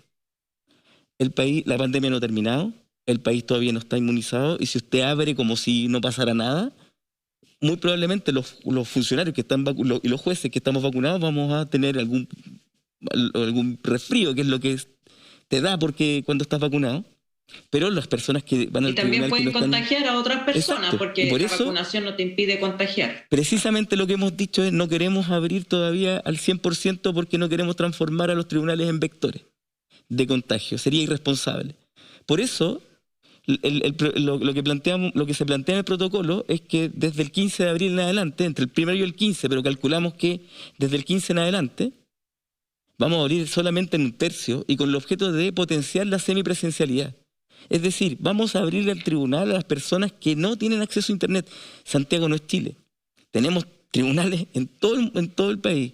La conexión no es igual. Usted va al sur, la gente tiene que desplazarse en carreta, tiene que tomar micro, para poder llegar a un tribunal, porque no tiene conexión y necesita hacerse trámite urgente. Nosotros no podemos parar.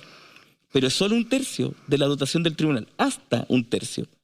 No vamos a permitir, como gremio, no vamos a permitir que abrir los tribunales parcialmente sea un foco de contagio para nuestros funcionarios y para la comunidad toda.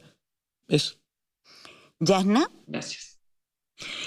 Sí, respecto también al proceso constituyente, la Asociación de Magistrados ha pensado en alguna manera, junto con otros sectores de la sociedad civil, de presentar sus propuestas, de tratar de incidir en las decisiones que tienen que ver con la administración de justicia, por supuesto. El día miércoles tuvimos una junta con todos los presidentes regionales. Les mando un saludo a los que están hasta ahora viendo. Y aprobamos un plan concreto de cómo avanzar e incidir en el proceso constituyente. Nosotros estamos discutiendo con otros observatorios cómo participar como sociedad civil en el proceso. Nos parecería riesgoso para la democracia que los 155 electos se encerraran en el Palacio Pereira y la hicieran entre 4 paredes. Esperamos participar, esperamos poner nuestras opiniones, lo estamos haciendo, estamos realizando reuniones periódicas 1 o 2 veces por semana con candidatos a la constituyente, con partidos políticos, con actores incidentes, estamos haciendo publicaciones en los diarios, estamos haciendo columnas, estamos mandando cartas a los diarios. No nos puede pasar que la organización del sistema de justicia en Chile, que no le asegura independencia a los jueces, quede intocada por los otros 50 años. Esta es la oportunidad y no vamos a cejar en hacerlo y en poner nuestra opinión, que por demás es compartida por un grupo importante de centros de estudio. Nosotros nos dedicamos en los años 2000 a juntarnos con centros de estudio, desde Libertad y Desarrollo, por un lado, hasta el Instituto de Igualdad, por el lado de la izquierda, con todo, centros de estudios públicos, etc. Hoy, muchos de los estudios del Centro de Estudios Públicos, Libertad y Desarrollo, el Instituto de Igualdad, el Instituto Horizontal, ligado a Evópolis, Igualdad al PS, han planteado y han hecho el mismo diagnóstico de nosotros. Chile no le hace, el diseño institucional chileno no le asegura a los jueces la debida independencia y además tiene a los jueces, en especial a los ministros de Corte de Apelaciones y Corte Suprema, distraídos en funciones de gobierno judicial. Eso hay que cambiarlo y sustituirlo, y se puede hacer sin traumas porque en el mundo entero funciona así. Perdón, el presidente de la Corte Suprema dio una entrevista hace 2 domingos donde dijo que no le gustaba el sistema de los abogados integrantes. Los 12 abogados integrantes de la Corte Suprema y los de las 17 Cortes de Apelaciones. Lo ideal sería que no existieran abogados integrantes. A todos nos gustaría eso, pero no hemos podido encontrar la fórmula que lo reemplace. El tema se viene discutiendo hace mucho, pero el Poder Ejecutivo no está por eliminarlos. Y inmediatamente después dice, es una atribución del gobierno. Nosotros hacemos las ternas cuando le preguntan cómo es posible que hayan puesto de 2 abogados integrantes que estuvieron por rebajarle la multa a Julio Ponce Lerú de 56 Muchos votos de mayoría son por los abogados integrantes y no por los jueces titulares. 2 abogados que estaban en esa y sacaron a Pierri porque que había votado en contra y que tenía 75 años. Y dice, ¿pero qué voy a hacer? Dice, el Ejecutivo es soberano para elegir. No puedo objetar esa decisión. Fíjese bien, o sea, uno dice, escucha lee esa declaración. La Corte Suprema está politizada. O sea, hay nombramientos que inciden en las decisiones de todos los días. Y binominalizada. ¿Tienen algo que uno hacer y uno? Ustedes? Es una muestra más de lo que le vengo diciendo. Chile tiene que avanzar decididamente a modificar la estructura, en especial el nombramiento. Nombramiento es una de las cosas más importantes del gobierno judicial. Es súper importante para la democracia la manera que se eligen los jueces. En el caso de los abogados integrantes compartimos plenamente el diagnóstico con el presidente de la Suprema. ¿No deberían existir? No deberían existir. Es una institución que tiene más de 100 años, básicamente porque Chile no tenía abogados y jueces suficientes, porque tiene que tener suplentes, si los jueces se enferman, los jueces tienen vacaciones, etc. Pero hoy no tiene ni un sentido. La manera en que se eligen es oscura. Y ya estamos en el siglo XXI. ¿Por qué digo que es oscura? Bueno, porque no hay concurso público, porque no hay requisitos, porque no hay criterio de paridad, etc. En la Corte de Apelaciones de Santiago nombraron, creo que puros hombres. No, pero además porque están litigando y después van a... Bueno, eso es lo otro, es poco transparente porque efectivamente hay posibles conflictos de interés. Si un día estás litigando y al día siguiente está arriba tomando la decisión, como dice usted, y vale la decisión del abogado integrante vale tanto como un ministro de corte en casos complejos. No hay norma que le obligue a que por lo menos en ese año deje de litigar en la corte correspondiente para que no haya el conflicto. No corresponde, ya no tiene ni un sentido. Mauricio, pero digamos... Bueno, le agradezco muchísimo, disculpa Alejandra, pero tenemos una tanda comercial larguísima. Discúlpame Alejandra, sí. ¿Tengo que despedirlo? No, tengo que hacer el comentario, perdón. Pero lo hacemos inmediatamente que vuelva. No son todos productos virtuosos. Ha habido jueces que han protegido la violación a los derechos humanos, por lo tanto... no es solamente, la corrupción no solamente viene de los abogados integrantes. Le agradezco, señor Olave, que haya estado con nosotros. Agradezco a ustedes que nos hayan escuchado. Y le tengo un regalo de nuestra editorial, Penguin Random House, para usted. Muchas gracias. Este libro expresa la inmigración, el Islam y la erosión de los derechos de la mujer. Maravilloso. Gran libro. Maravilloso. Muchas gracias. Y ustedes no se vayan, pero ahora vamos a ir a unos consejos comerciales porque volvemos de inmediato.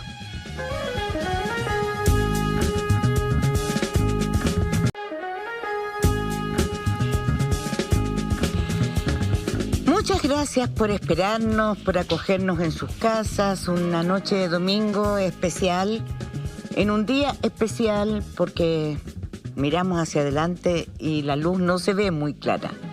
Y porque nos habíamos estado preguntando nosotras si en medio de estas graves cifras de COVID, de pandemia, en que alcanzamos los 30.000 muertos con sospechosos y con PCR confirmado, ¿no es cierto? Pero también alcanzamos el pic, incluso superando la cifra peor de contagios nuevos de junio del año pasado. Sí, están hablando muchos, incluyendo el Colegio Médico, y el ministro dijo que lo estaban conversando, el ministro París.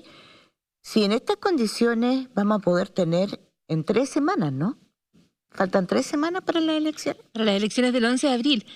Yo creo, Mónica, que hay una cuestión terriblemente poco calculada en autoridades que podrían haber avisado, podrían haber visto que efectivamente los números de contagio iban al alza, no había otro destino después de los permisos de vacaciones, no había otro destino con los centros comerciales abiertos por distintas razones, los casinos.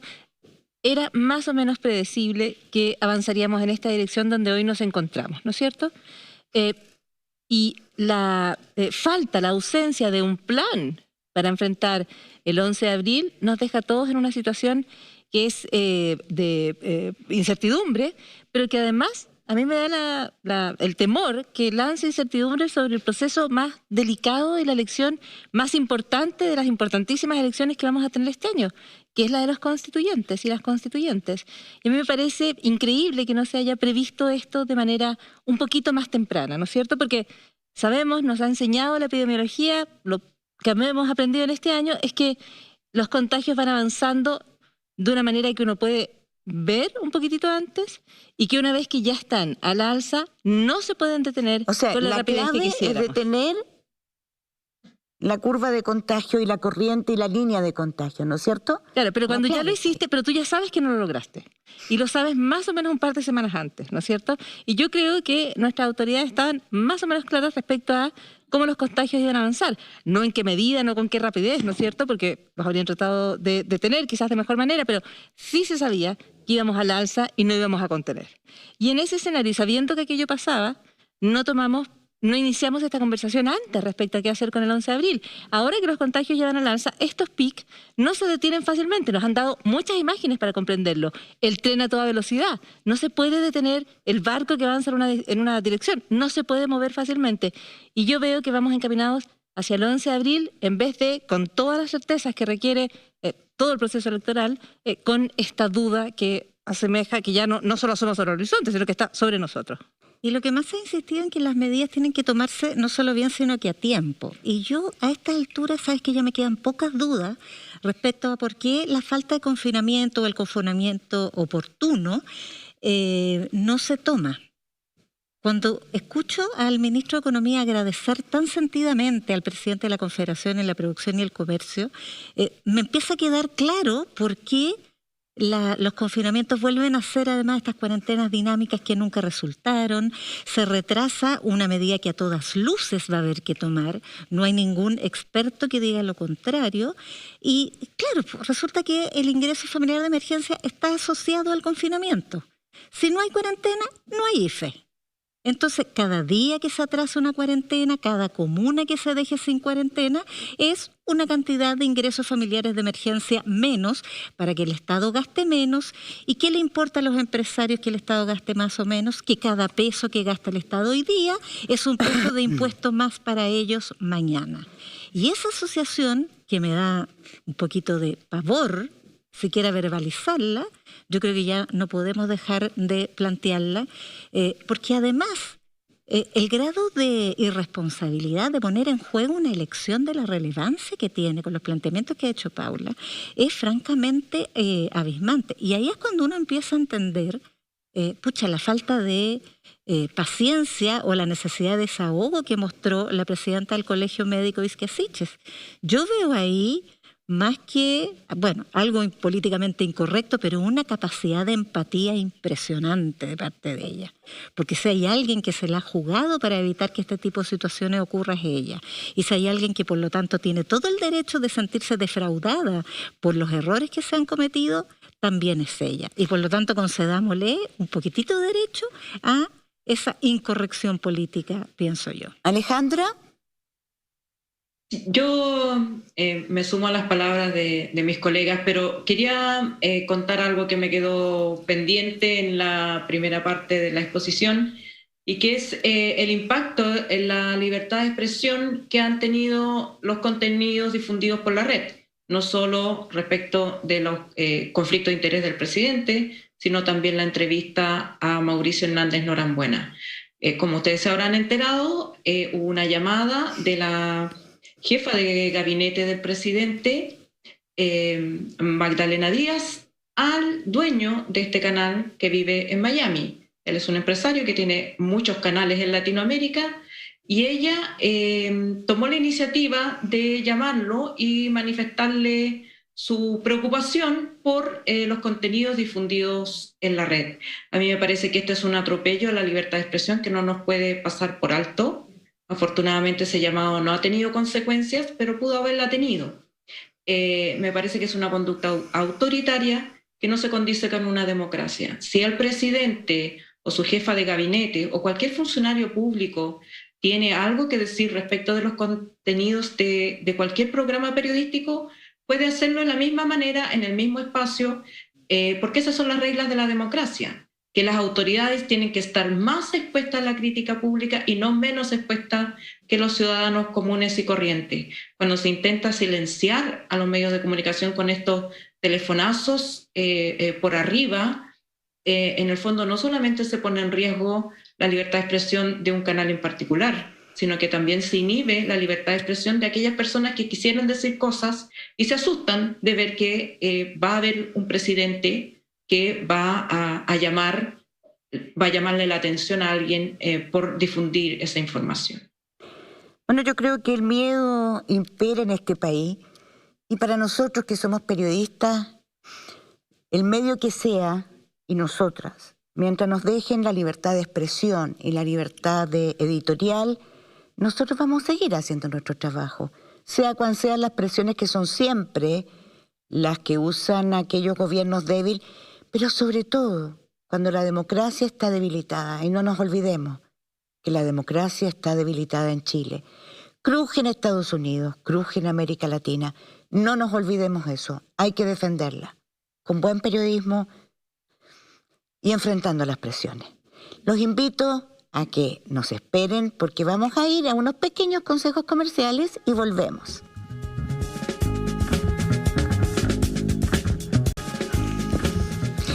Muchas gracias por permanecer junto a nosotros. Como ustedes saben, el periodismo es el rey aquí, en este espacio. Y por lo tanto, nosotros le damos un espacio siempre al periodismo independiente. Esta vez los invito a ver una entrevista del medio Interferencia. Mi nombre es Patricio Alejandro Sánchez González, soy inspector de la Policía de Investigaciones de Chile, actualmente con 15 años de servicio. He desempeñado mi carrera profesional en la Brigada Investigadora de Robo Arica, en la Brigada Antinarcótico de Arica y desde hace 9 años desempeño mis funciones en la Brigada Investigadora de Robo Valparaíso. Perfecto. Patricio, cuéntame cómo funciona el tema de los informantes dentro de la institución, para que ya después entremos en terreno propiamente tal. ¿Cómo se recluta un informante?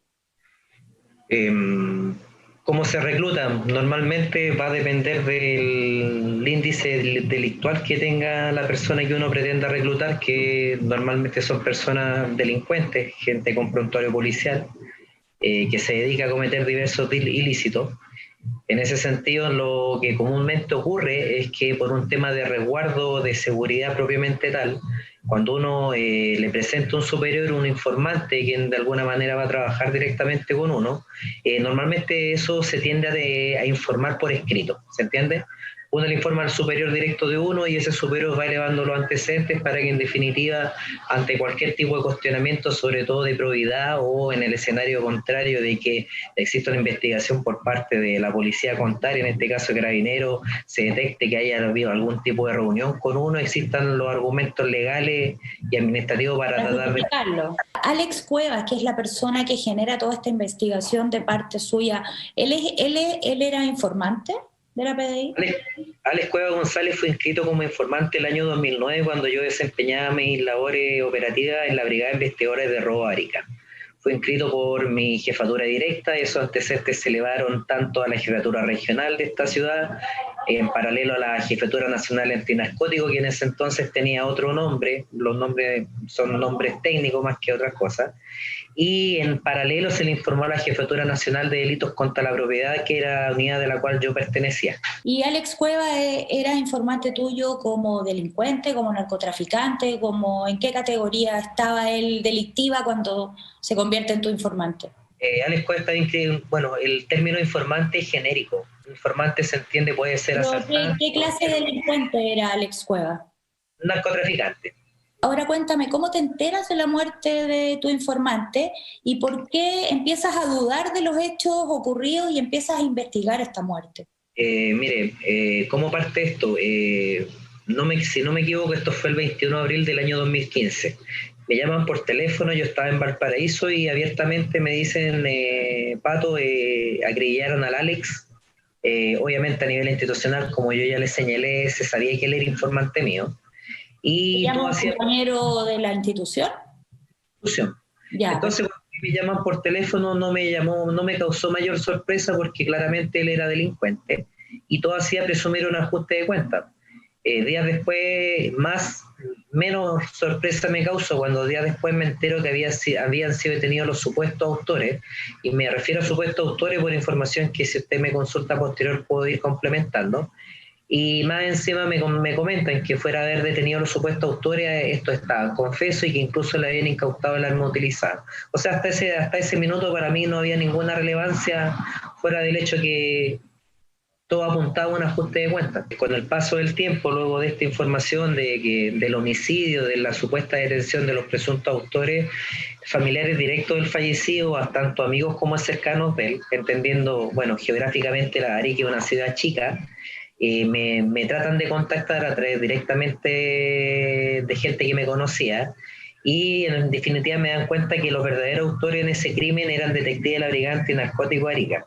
Y eso me empezó a generar algunas dudas y a raíz de esas dudas yo, por la gravedad de los hechos, le di cuenta a un prefecto inspector que hoy se encuentra en calidad de retiro y desde ese minuto me decido empezar a investigar porque la verdad es que la experiencia me decía que habían cabos sueltos y los antecedentes que me estaban aportando, la verdad que eran llamativos y obviamente no los podía yo desconocer y menos informarlo a la superioridad. Noto en primera instancia que los testigos entrevistados por la PDI, se entiende que son testigos presenciales, señalan haber reconocido los autores que ya estaban confesos, obviamente, pero hay situaciones que a mí me llamaron la atención como policía. Primero que estamos hablando que esto fue cerca de la medianoche. se entiende que ellos estaban merodeando, los testigos presenciales, una universidad que está aledaña al lugar donde ocurrió el crimen. Hay que considerar que ellos mismos relatan en sus declaraciones que al momento de sentir los disparos, que fueron más de 7 si no me equivoco, ellos se tiran al suelo. En segunda instancia, ellos mismos señalan que una descripción morfológica de los presuntos autores, y la verdad que la descripción morfológica aportada por estos testigos, si la cotejamos con la verdadera morfología de los quienes se inculpan, no calzaba. Sumado a esto, hay un hecho que también es relevante y que ambos inculpados, quienes en definitiva son reconocidos por los testigos a quienes la pedí entrevista, estaban con gorro y con capucha. Entonces, la verdad que los sentidos de la lógica y la máxima de la experiencia te dicen, si tuviste las posibilidades de que con todas estas condiciones adversas, por llamarlo así, pudiste identificar los verdaderos a los autores materiales del homicidio en cuestión, ¿por qué cuando se fue a juicio y el magistrado les pregunta a estos testigos si eran capaces de reconocer en estrado a los presuntos autores, no fueron capaces de poder reconocerlos? Usted tuvo conversaciones con familiares de estos autoinculpados y con uno de ellos también, ¿no? Mire, para serle preciso respecto a esa temática, sí, a raíz de todas estas situaciones, sobre todo entendiendo a que quien fue realmente testigo presencial de los hechos desde mi perspectiva investigativa, y quien precisamente incluso llevó al hijo del fallecido a la posta, él no fue entrevistado por la PDI ni tampoco por la Fiscalía, e incluso ambas partes señalan haberlo entrevistado y esa declaración nunca fue incorporada a la investigación. Y en ese sentido, la mamá de Abraham Alzamora, que fue el mayor de edad, quien quedó condenado a 25 años, textualmente me señala que efectivamente la realidad que yo le planteaba, que es la misma que le estoy contando a usted, no está apartada de la realidad, pero que si realmente Abraham Alzamora contaba la verdad, y en este caso que él no había sido el autor, uno de los autores materiales, y que habría recibido dinero a cambio de cargarse con la muerte del fallecido, y con ello con el arma con el cual percutaron los tiros, lo iban a matar. Usted conversó también con el otro, ¿no? Con el otro autoinculpado. Bueno, en paralelo a esta situación se dio la posibilidad de, también llegué al domicilio de Jean-Louis Araya, y dentro de esa conversación él escuetamente me señala lo mismo que yo le acabo de señalar, que si ellos hoy contaban la verdad y que ellos se habían autoinculpado porque habían recibido dinero, y por cargarse con la responsabilidad de este homicidio y también con el arma, lo iban a matar, a ambos. Y es más, si me preciso un dato que para mí no resultó menos relevante y me lo dice así como abiertamente, oiga, caballero, para que si es que le quedan más dudas de las que ya tenía, yo le ayudo a disipar una. Alex Cueva llegó de 20 para el 21 de abril de esa noche, proveniente de Perú, con su familia. Pregúntese usted cómo supimos nosotros que justo llegó el día que nosotros decidimos ir a matarlo. Y claro, si usted me pregunta a mí, señorita Laura, guarda sentido porque la única forma, bueno, me explico, el sistema de inmigración la tiene a cargo la Policía de Investigación, eso es sabido. Claro, y la única forma de saberlo habría sido accediendo al sistema de inmigración. Que es el sistema interno. ¿Y eso qué significaba? Que al momento que él ingresara o saliera del país tenían que llamar inmediatamente justamente a este grupo antinarcótico que se supone que lo está investigando y a quien se indica como autores materiales del homicidio en cuestión. Yo quisiera preguntarle, ¿es efectivo que el fallecido, o está usted al tanto de que el fallecido era hostigado y extorsionado por funcionarios de la PDI? Respecto a la información que me aporta directamente su familia, tengo conocimiento concreto respecto a este tipo de hostigamiento. Sé, por versión que aportaron en las denuncias, gente que está privada de libertad, algunos que no lo están, que dentro de estos amedrentamientos significaban que Alex Cueva en 2 oportunidades distintas tuvo que entregarle 2 vehículos de alta gama a 2 funcionarios de esta brigada. ¿Es efectivo o usted se ha enterado en su investigación de que funcionarios de la PDI estén pidiendo no solo autos de alta gama, sino también dinero en efectivo o drogas como medio de pago por la protección? Precisamente respecto a esta temática, y para serle bien concreto, más allá de que yo lo piense, existen diversas denuncias que fueron originadas por personas no solamente que fueron condenadas por causa Barroco, sino que también en causa Destellos, por Leone 4 o Anaquena 2, y otras donde las mismas personas que están hoy privadas de libertad y otras que están en libertad señalan abiertamente cuáles son las cantidades de dinero que estos detectives les sustrajeron. Antecedentes que creo no es menos importante que yo les señale que yo los puse en cabal conocimiento, no solamente del Ministerio Público, me explico. Yo a la Fiscalía, al fiscal Jorge Abot, no solamente le remití las denuncias que me fueron remitidas desde distintos centros penitenciarios, donde acusaban coincidentemente estos mismos 4 detectives por hechos de probidad y actos de corrupción, sino que también le remití las denuncias propiamente de los mismos. Usted hizo una denuncia muy grave en Interferencia que tiene que ver con una llamada que recibió de un funcionario, uno de estos funcionarios que usted ha denunciado, que lo llamó por WhatsApp y le ofreció, si no me equivoco, 300 millones de pesos por su silencio. Cuéntame un poco de eso. Le explico. El 7 de agosto del 2018, Mauro Díaz Carrasco, que es uno de estos denunciados, me llama por teléfono vía WhatsApp por razones obvias. Las llamadas por vía WhatsApp no pueden ser interceptadas, al menos no con tecnología que en este minuto existe en Chile, y por ese medio me ofrece 300 millones de pesos y me pide que yo la cortara con la investigación porque en el fondo éramos compañeros de pega, que teníamos que prestarnos colaboración poco menos, y que él sabía que yo tenía una enfermedad compleja, que también necesitaba plata, y que en el fondo prácticamente uniéramos fuerza y dejáramos esto como está, y ante eso yo fui categórico, lo insulté abiertamente y le corté el teléfono. ¿Ya? Apenas le corto el teléfono, yo en forma casi simultánea llamo a mi jefe directo de Valparaíso, que hoy es jefe de la zona metropolitana sur, Roberto Borquetú, que es subprefecto. La lógica dice que desde el minuto que yo le di cuenta formal de los antecedentes, él lo que debería haber hecho esa denuncia, haberla puesto en conocimiento del Ministerio Público sin más trámite, en las mismas 24 horas que corresponden. En el mismo día que yo tramito mi denuncia ante mi jefatura, él me denuncia a mí por supuesta amenaza en su contra. Incluso agrega que él tiene miedo por su vida. Una situación que realmente a mí me llamó mucho la atención porque la verdad que se haya demorado 3 días en recién decidir o darse cuenta que podía pasarle algo es llamativo. Normalmente una persona que se siente víctima, que puede pasarle algo, lo hace al tiro. ¿Qué es lo que hace que tú termines denunciando incluso al director nacional de tu institución? Me explico, ante la clara pasividad de mi director general, a quien no solamente le remití denuncias formales, sino que también correo electrónico, correo personal, porque yo lo tengo, y claramente si él me está diciendo que las denuncias que también le envié no existen, claramente él está encubriendo los delitos que yo estoy denunciando.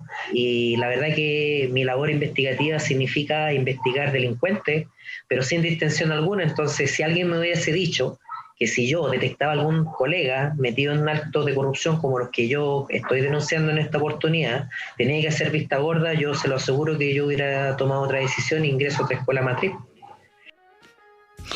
Bueno, esta es la entrevista de Interferencia.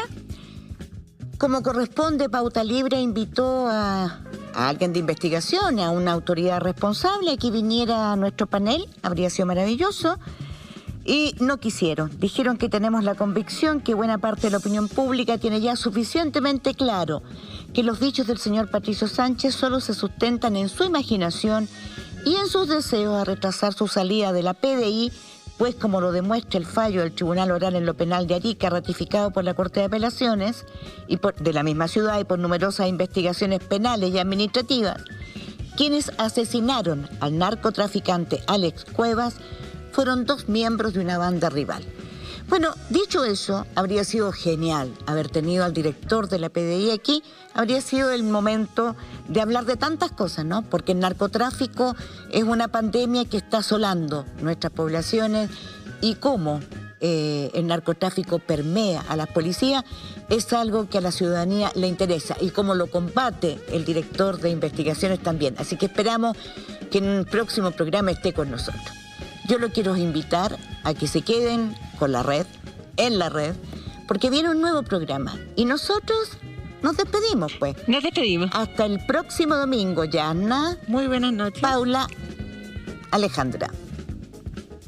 Buenas noches y muchas gracias por recibirnos en su casa. Que tengan un muy buen comienzo de semana.